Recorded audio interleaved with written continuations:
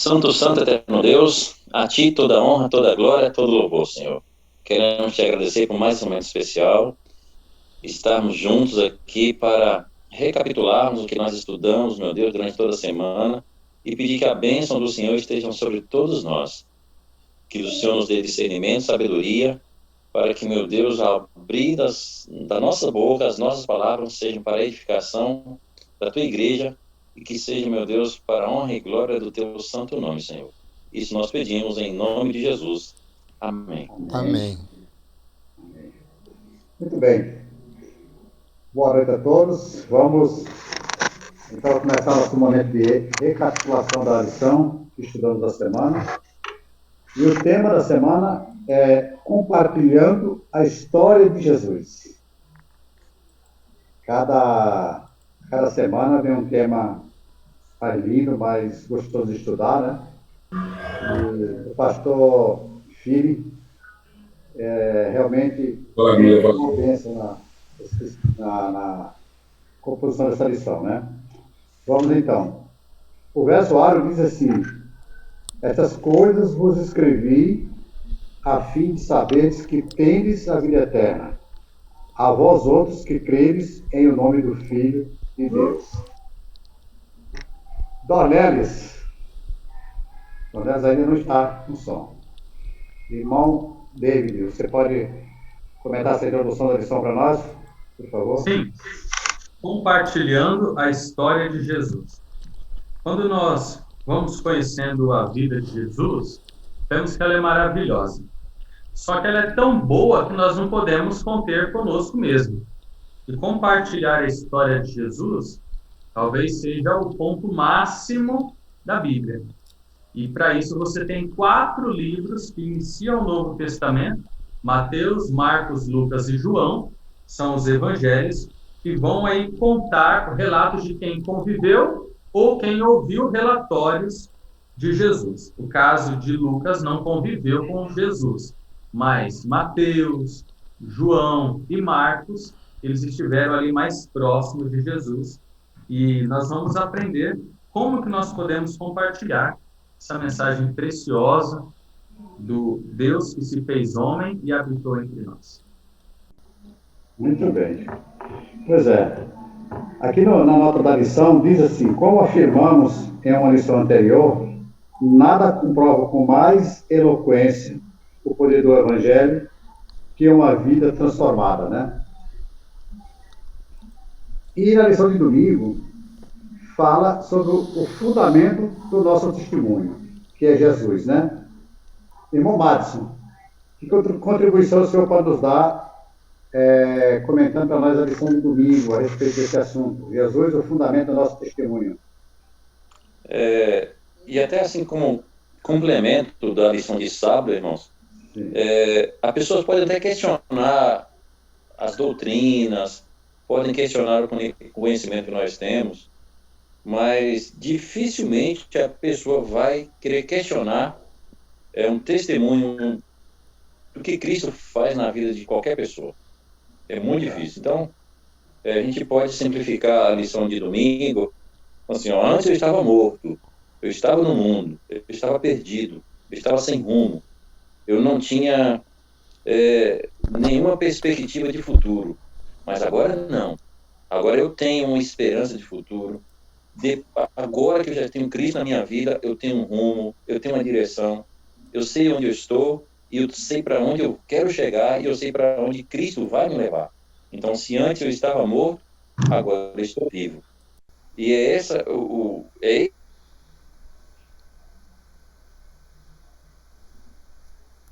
fundamento do nosso testemunho. Fala que crê na vida e vai fazer. Isso faz toda. Pode não acreditar na doutrina,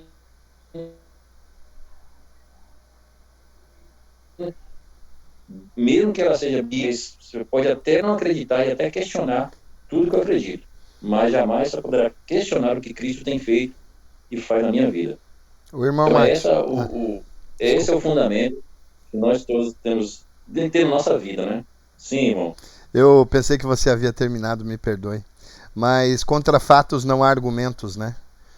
Então a pessoa Não vê o, tem argumento, vê o verdade. testemunho, não tem como negar nada, né? A existência de Deus Isso, e os milagres que Deus faz.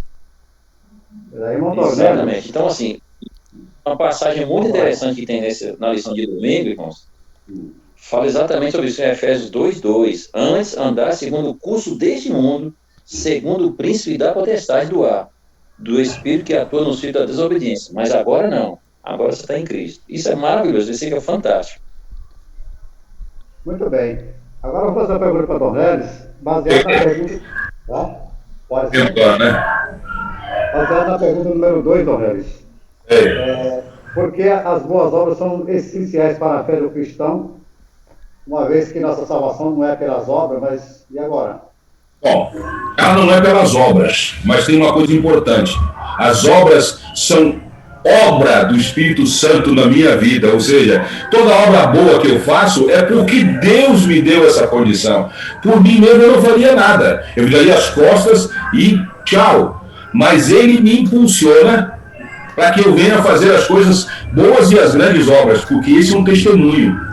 Pelas vossas obras sereis conhecidos, não que venha de mim, mas vem de Deus.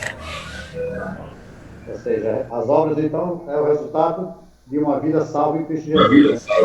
E uma coisa interessante, só um minutinho, mas assim, a parte que antes, um pouquinho antes da pergunta número 2, assim, ó, agora nele estamos verdadeiramente vivos, mediante a suprema riqueza da sua graça e sua rica misericórdia para conosco. E aí, se nós recebemos o dom da salvação, Ele nos ressuscitou para nos fazer assentar nos lugares celestiais. Não é para ficar nesse mundo aqui, é para galgar algo muito superior ao que nós imaginamos. Amém. Amém, amém. Então, avançando aqui, Enoque já está no ar aí, não? Irmão Enoque? Estamos na área. Opa, boa noite, profeta. Boa noite. Cadê a imagem, rapaz? Transformados pelo amor de Cristo, Enoque. Ó, apareceu. Transformados pelo amor de Cristo, é a lição de segunda-feira. É o tema de segunda-feira. Bênção. Como é que nós podemos olhar aqui para a história desses homens aqui, filho de Zebedeu, Tiago, João, o filho do trovão, como é que pode? Depois tem O que eu achei engraçado aí, nessa história, que o apelido foi dado por Jesus, né? Pois é. Poderiam alegar de bullying aí, mas na verdade os camaradas não eram fáceis, né? Tanto que receberam esse apelido, né? Filhos do Trovão. Mas Jesus, na sua onisciência, sabia com quem estava lidando, né? E a modificação, a transformação que é feita na vida de uma pessoa, ela por si só prega de forma muito eloquente, né? O pastor Adolfo, essa semana, lançou umas frases muito bonitas no Twitter que eu fiquei encantado com as frases com que ele lançava, porque ele dizia exatamente isso, né? Nós podemos sim compartilhar nossa doutrina, nós podemos sim compartilhar nossa mensagem, que é uma mensagem íntegra, verdadeira, mas mais do que compartilhar as doutrinas e as mensagens que nós temos, nós precisamos compartilhar o que Jesus fez por nós. Porque é insuperável. O testemunho é insuperável, palavras não chegam próximo de quando você testemunha algo que Jesus fez na sua vida, e aí são bênçãos que são advindas do reino de Jesus. Por isso que a mensagem máxima de Jesus era que o reino dele estava se aproximando. E quando o reino dele se aproxima, amigo, é só alegria e é só transformação. Não me esqueço da canção do Arautos do Rei, quando aquela belíssima canção que diz que o céu é Jesus, e onde ele estiver, o céu será ali. Então, as pessoas, elas estão sedentas por serem transformadas, mas antes de serem transformadas, elas querem ver a transformação para que elas se motivem, né? E a irmã White diz no Caminho a Cristo que nós somos uma carta aberta uma carta aberta de quem verdadeiramente é Jesus.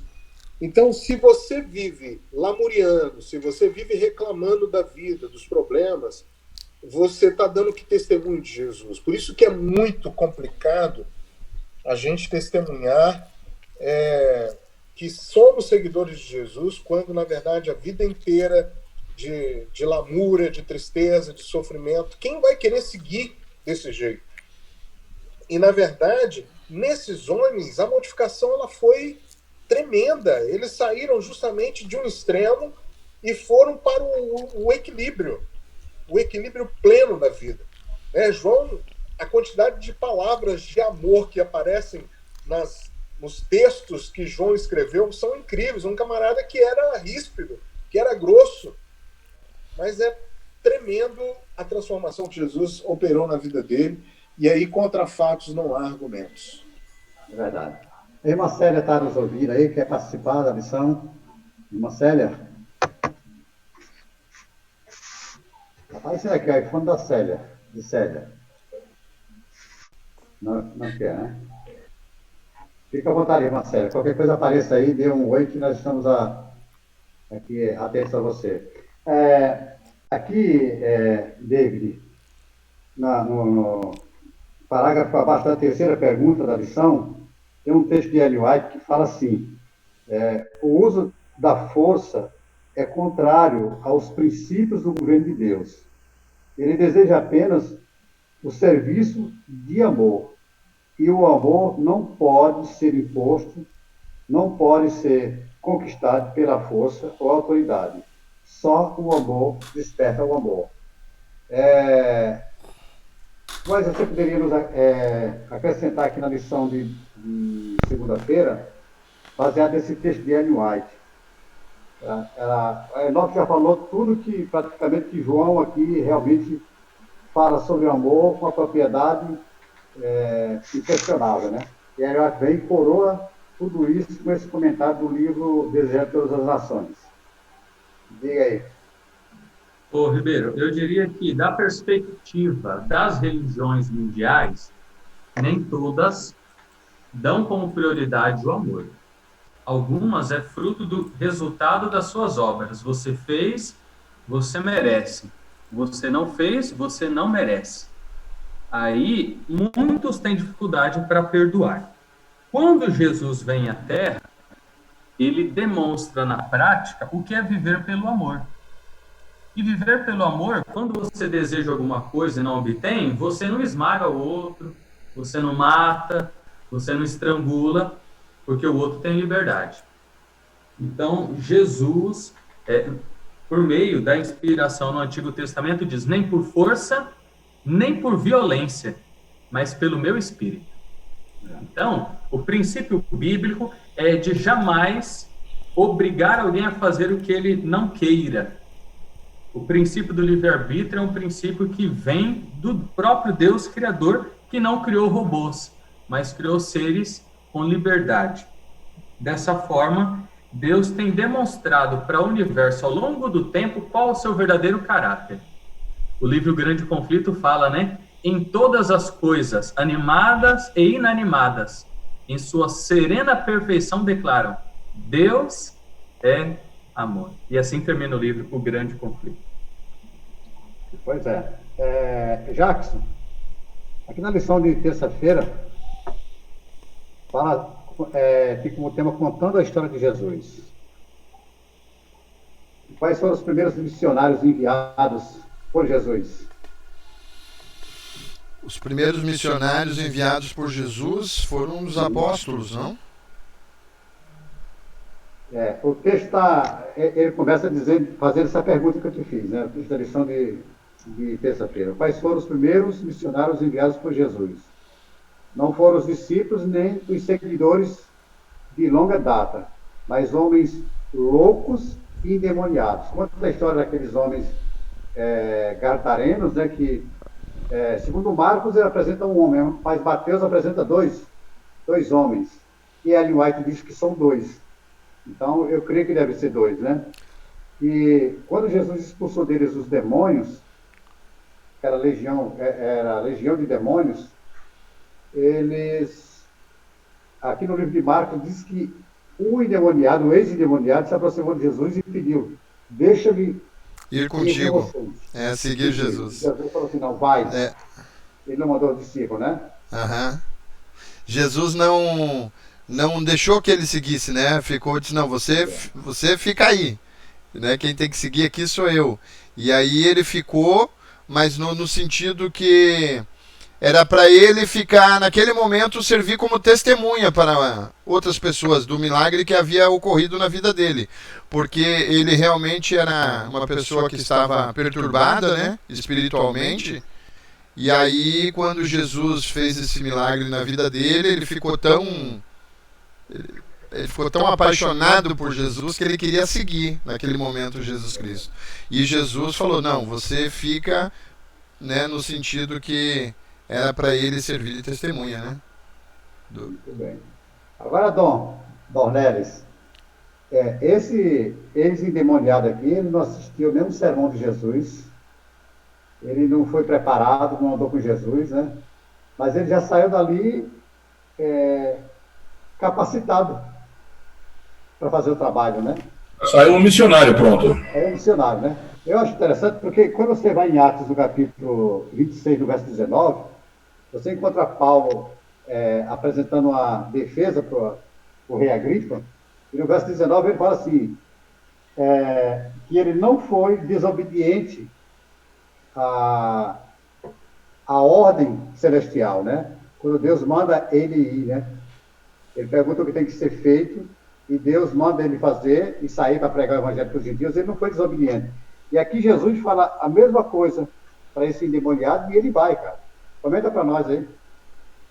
Ele diz assim, olha, vocês têm que tomar essa posição e voltem para suas famílias. O que é importante aqui é que, quando a gente fala em testemunhar, normalmente a gente testemunha para os outros e acaba esquecendo da nossa família, não é isso? E eles tinham que, por bem, informar a família, porque a família era uma necessidade também naquele momento, né? E quando Paulo também fala muito, interessante que ele, nos comentários dele, ele sempre diz que todos vivamos em família. Ele sempre fala, a família para o mundo cristão é interessante. Para quem não tem uma família, né, cristã, é meio estranho, né? Um sai para um lado, sai para o outro. Mas quando a gente vive uma família cristã, a gente está sempre juntos, na mesma caminhada, no mesmo pé, né? Eu fiz um comentário, que é um comentário que não está na lição, é assim, um comentário com uma amiga, na verdade uma amiga lá do Belém do Pará, lá da terra onde o David morou, lá assim, e eu perguntei para ela assim, eu perguntei assim, aonde está o seu filho? Ela, meu filho tem 11 anos, de vez em quando ele vai para os desbravadores, às vezes não vai, assim, vem cá, e o seu testemunho como mãe? Porque eu quero falar uma coisa para vocês, eu agradeço a Deus todos os dias que eu tenho 2 desbravadores dentro da minha casa. Tive 3, lamentavelmente o Christian não está. Mas os 2 estão na reunião dos desbravadores agora. Não é para testemunhar porque eles são bonzinhos nem nada, mas é o testemunho que a gente fez quando a gente entrou no clube, que eu entrei no clube também, né? Já com 38 anos, já fui desbravador, já fiz caminhada e tudo assim. E ficou guardado no coração. O testemunho da família nos leva a mantermos a família. David, o Jackson vai controlando o tempo aí para mim, tá? Por favor. Vocês vão controlando o nosso tempo aí. Irmão Madison, dentro desse assunto aqui do ex-endemoniado, agora um homem de Deus, né? Um homem que estava dando um testemunho de Jesus, a história aí diz que eles, depois de mais ou menos 8 meses ou 9 meses, Jesus volta àquela cidade. E tem uma passagem que eu não me lembro bem aqui, vai estar no livro de Mateus, que diz que quando Jesus voltou para aquela cidade, eles trouxeram muitas multidões, e até um certo, não sei se tem uma falha aqui na português, correto, né? Eles trouxeram muitas multidões de todo tipo de endemoniado, de enfermos e aleijados, puseram aos pés de Jesus e ele os curou. Naquele momento que Jesus entrou na cidade, ele foi rejeitado pela população da cidade. E com o testemunho desse homem, ou desses dois homens, quando ele volta depois de 9 meses, ele é muito bem recebido e ele faz muitos milagres naquela região. Tem algum comentário para fazer a respeito desse assunto mais para nós? O que me chamou muita atenção aqui nessa história do demoniado, realmente tem no capítulo de Mateus, capítulo 8, versículo 34, realmente diz que o povo, né, por causa dos porcos que caíram lá no mar e os demônios foram para eles, né? Então, diz que toda a cidade saiu para encontrar-se com Jesus e vendo e rogaram que ele se retirasse da terra dele. O livro de Mateus é interessante. Jesus, na verdade, ele passa o Sermão do Monte e aí aparece uma série de coisas assim que Jesus tinha autoridade. Então ele tinha autoridade sobre a lei, sobre o pecado, sobre a natureza, sobre a doença física, espiritual, criação. Então Jesus está mostrando para todas aquelas pessoas que estavam ali presentes que ele tem toda a autoridade. E realmente, assim, ele fala realmente que toda a autoridade foi dada do céu aqui na terra. Então, Jesus estava mostrando para todos eles ali, naqueles endemoniados, Jesus estava mostrando ali que ele tinha poder para expulsar os demônios. E os endemoniados queriam acompanhá-lo, ele não permitia. E eles retornaram para suas casas para dizer para eles, não, aquele que tirou os demônios de nós, que eram 2, né? Ele tem toda a autoridade. Ele é o Cristo, ele tem toda a autoridade. Isso, eu imagino agora que esse testemunho desses, agora já ex-endemoniados, né? Mexeu com as pessoas. Não tinham o que falar, porque todas as pessoas, a gente leu o relato da história dos endemoniados, as pessoas tinham medo deles. Eles tinham medo de passar por onde eles estavam.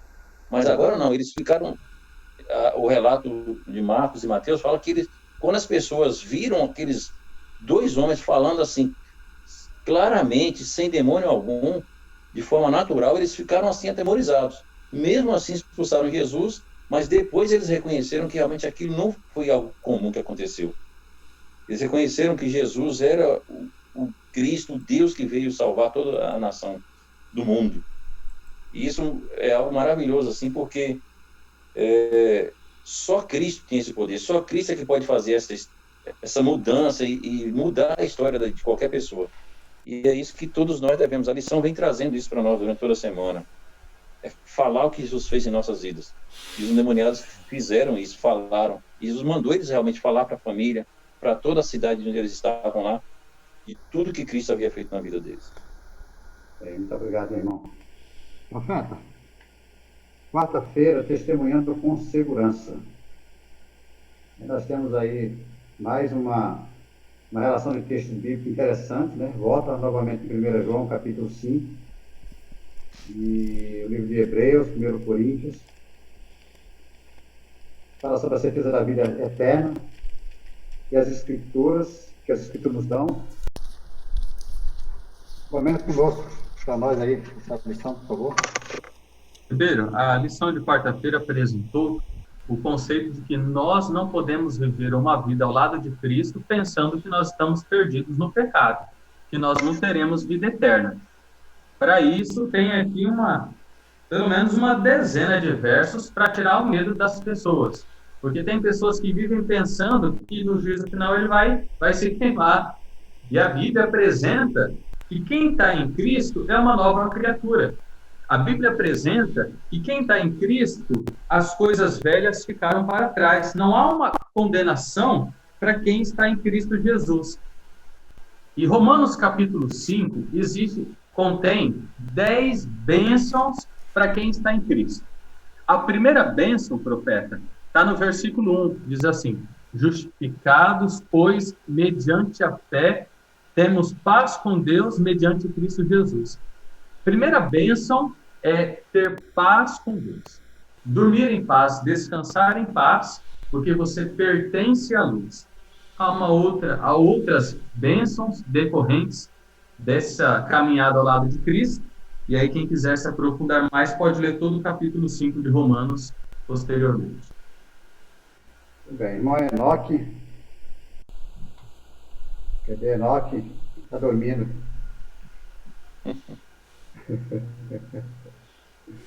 Ô, irmão David, irmão Ribeiro. Sim, pode falar, meu irmão. Eu queria só falar uma adenda aqui que eu achei muito interessante, assim, que essa lição de quarta-feira, ela vem trazendo para nós a gente não cair nos extremos, né? A polarização das coisas. Eu não posso ter dúvida quanto à minha salvação, porque Cristo me salvou. E eu sou salvo não por meus méritos, mas unicamente pela graça de Cristo. Beleza. Agora vem um problema aí que pode acontecer com as pessoas. É a chamada palavra que a irmã Ati fala muito, essa questão da presunção. E assim, a presunção é a pessoa, ela começar a se sentir salva e começar a ter achar que todas as pessoas, todos os outros, se na visão dela a pessoa tem alguma falha e não anda da forma como supostamente ela anda, ela imagina que ela anda perfeita e está salva, e ela já começa a fazer um pré-julgamento das outras pessoas e achar que somente ela está salva. E é um perigo isso, porque a pessoa, isso traz a questão da pessoa achar que ela está salva e que os outros estão perdidos. Só ela está salva. É um grande perigo isso, achar primeiro a pessoa não ter segurança da sua salvação em Cristo. E a outra é ela ter a presunção de achar que, independente das coisas, ela está salva e que os outros estão perdidos. Então, é um alerta assim que todos nós precisamos estar atentos. Estou salvo? Sim, mas pela graça de Cristo. E aí vem uma frase muito interessante na lição, que eu gosto muito. Quando eu olho para mim mesmo, não vejo como posso me salvar. Mas quando olho para Jesus, não vejo como posso me perder. Me chama muita atenção essa frase. Muito bem, muito obrigado. Então, irmão Dornelis, baseado no que o irmão Madison acabou de falar aí, nós precisamos ter uma certa cautela com a questão da presunção. Mas quando você olha para o texto de 2 Timóteo, lá no capítulo 4, do verso 6 para em diante, diz assim: quanto a mim, estou sendo já oferecido por libação, e o tempo da minha partida é chegado. Combati o bom combate, completei a carreira e guardei a fé. Já agora, a coroa da justiça me está guardada, a qual o Senhor, reto juiz, me dará naquele dia. E não só a gente vai dizer que o cara está com presunção enorme, ele está querendo mas na realidade, como eu falei anteriormente aí, Paulo sempre demonstrou uma coisa interessante, a dependência que ele tinha de Deus e de Jesus.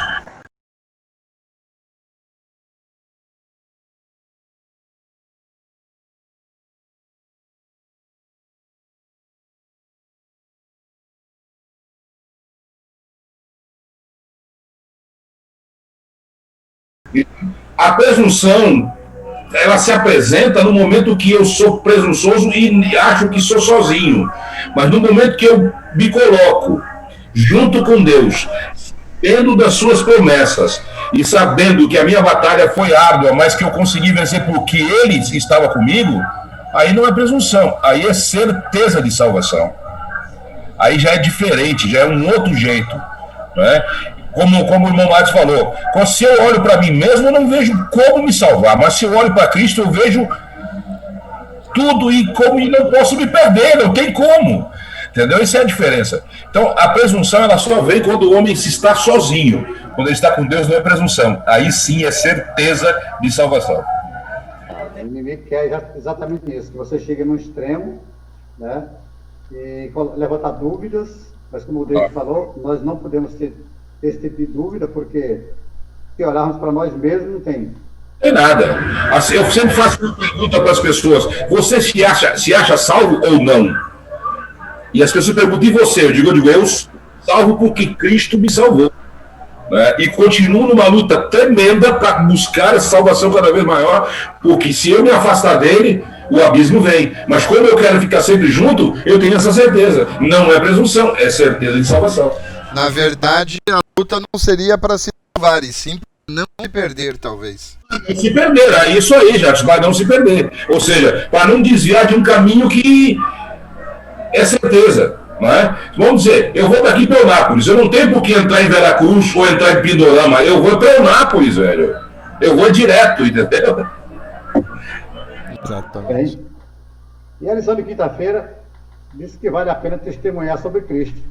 Irmão Jackson, gostaria de comentar essa lição para nós aí, iniciar o comentário, nós vamos... Me perdoe que eu estou sem minha lição aqui em mãos aqui. A minha lição é digital e eu estou usando meu celular para poder usar de câmera aqui. Tranquilo, Eu não tenho Enoque? como fazer nesse momento. Me perdoe. Cadê o irmão Enoque? Apareceu o profeta. Profeta, Então, vale a pena testemunhar? Com certeza. Né, irmão? Esse texto inicial aí da lição diz: estou crucificado com Cristo, logo já não sou eu quem vive, mas Cristo vive em mim. E esse viver que agora tenho na carne, vivo pela fé no Filho de Deus, que me amou e a si mesmo se entregou por mim. Amigo, quem de nós tem coragem de dizer logo já não sou eu quem vive, mas Cristo vive em mim? É difícil da gente dizer isso, né? Muito. É duro. O Alto Lei canta assim, ó: eu não sou mais eu, Cristo vive em mim. Então, aí ele... eu ia chegar lá, inclusive. Eu para amenizar, eu uso essa estratégia, viu? Eu canto.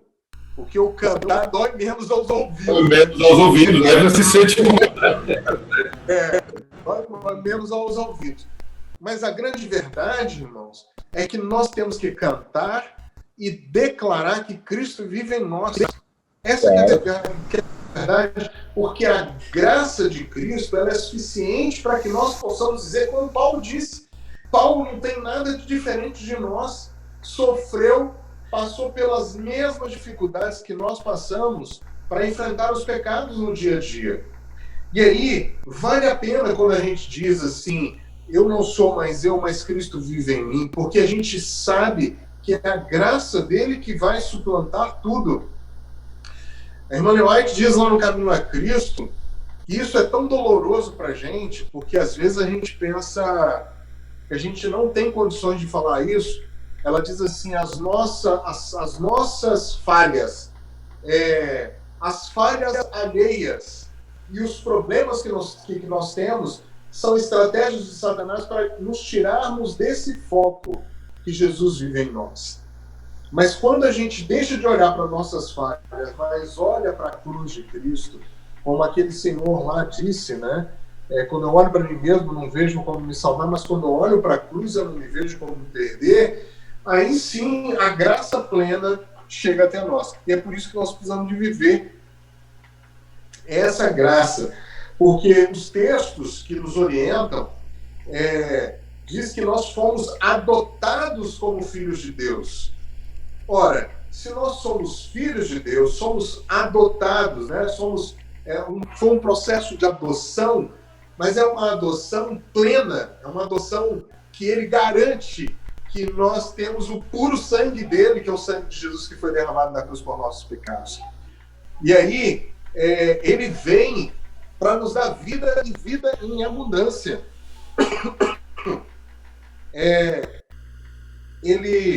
Ele quer que nós tenhamos vida em abundância, ele nos dá a sua paz, e nós não temos medo. A gente passa a não ter medo. Por isso que lá em João diz que o amor lança fora o medo. Então, esqueça qualquer dúvida, coloque para fora qualquer medo, não hesite em dizer. Porque se você aceitou Jesus em algum ponto da sua vida, do mesmo jeito que você teve coragem para aceitar Jesus em algum ponto da sua vida, você precisa ter a coragem de declarar: vivo não mais eu, mas Cristo vive em mim, pela sua graça. A graça é para todos, né? A graça Sim. é para todos, e é de graça. Ela tem um custo muito alto para Deus, mas para nós é de graça.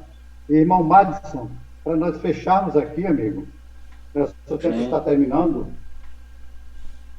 Qual é o papel da graça? Qual é o papel da graça na vida do cristão? Olha só, irmão Enoque, você falou aí, é interessante, e essa lição de quinta-feira me chamou muita atenção num texto que está aqui logo em cima, no segundo parágrafo. E assim, a morte de cruz é dolorosa. Quando rendemos a vida às reivindicações de Cristo e o velho homem do pecado é crucificado, dói. Não é fácil. Assim, e a lição vem até falando, às vezes é doloroso desistir de desejos acariciados, atos duradouros, mas as recompensas superam em muito a dor, por mais forte que ela seja. Então, assim, é essa esperança que nós vivemos hoje. Mesmo que esteja difícil para alguns, seja difícil para a liderança, seja difícil para a pessoa seguir os caminhos de Jesus Cristo, ainda que seja tão difícil, tão doloroso, vale a pena permanecer fiel até a volta de Jesus. Vale a pena porque a recompensa, o galardão, né, que ele tem guardado para cada um, é infinitamente mais do que tudo aquilo que nós pensamos ou imaginamos aqui a cada dia da nossa vida. Então é maravilhoso. Essa é a graça de Cristo. A gente conquista essa salvação diariamente quando nós decidimos permanecer com Ele. E essa é a bênção que todos nós recebemos. E o João diz, né, o João 1,12, nós temos o privilégio, quando nós aceitamos a Cristo como nosso Salvador, de sermos chamados de seus filhos. Isso é maravilhoso, não é? Que Deus nos abençoe cada um de nós, ser chamado filho de Deus, ter a certeza que você faz parte do reino, né? Você é filho lá do rei, é o filho do rei do universo. Você faz parte da família real. Isso é o privilégio que todos nós temos de ser chamados filhos do Deus eterno, o Senhor dos Exércitos. Eu imagino quando a gente olhar para trás e ver que tudo valeu a pena, né? Aí vai ser. Pode ter certeza disso. Irmão Jacques, começando por você, as considerações finais para a gravação de hoje, né, da sua lição. Você tem um recado para mandar aí para os membros da igreja, para as classes, os alunos, professores?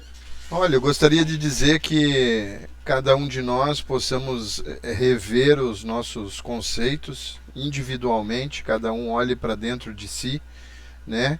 E a gente possa mensurar a que distância nós estamos do nosso Senhor Jesus Cristo, né?